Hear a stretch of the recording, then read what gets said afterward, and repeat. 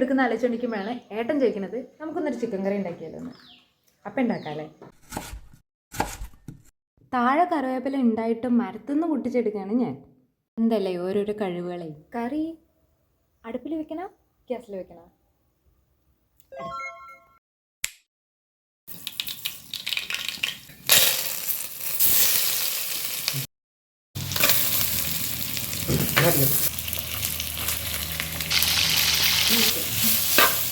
മുളക് പൊടി, പെപ്പർ, മഞ്ഞൾപ്പൊടി, മല്ലിപ്പൊടി, ചിക്കൻ മസാല ഇങ്ങനെ തൂവി കൊടുക്കാം.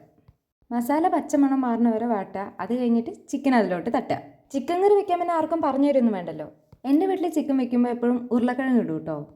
നിങ്ങളുടെ വീട്ടിൽ അങ്ങനെയാണോ? ചിക്കൻ ആദ്യം വെള്ളം ഒഴിക്കാതെ അടുപ്പത്ത് കയറ്റി ഒന്ന് തിളപ്പിക്കുമ്പോൾ അതിൽ നിന്ന് തന്നെ വെള്ളം ഇറങ്ങും. പിന്നെ ആവശ്യത്തിനുള്ള വെള്ളം കൂടി ഒഴിച്ചിട്ട് അടച്ച് വെച്ച് വേവിക്കാം. നെക്സ്റ്റ് ടേസ്റ്റ് ചെയ്യാം. എൻ്റെ എക്സ്പ്രഷൻ കണ്ടറിയാലോ, ഉഗ്രൻ ചിക്കൻ കറിയായിരുന്നു. പിന്നെ ഏട്ടൻ ഉണ്ടാക്കി കഴിഞ്ഞാൽ നന്നാവാണ്ടിരിക്കുമോ? പ്ലേറ്റിൻ്റെ അലങ്കാരം കുറച്ച് കൂടിപ്പോയോ എന്നൊരു ഡൗട്ട്. ഇനി ഞാൻ കഴിക്കട്ടെ കേട്ടോ.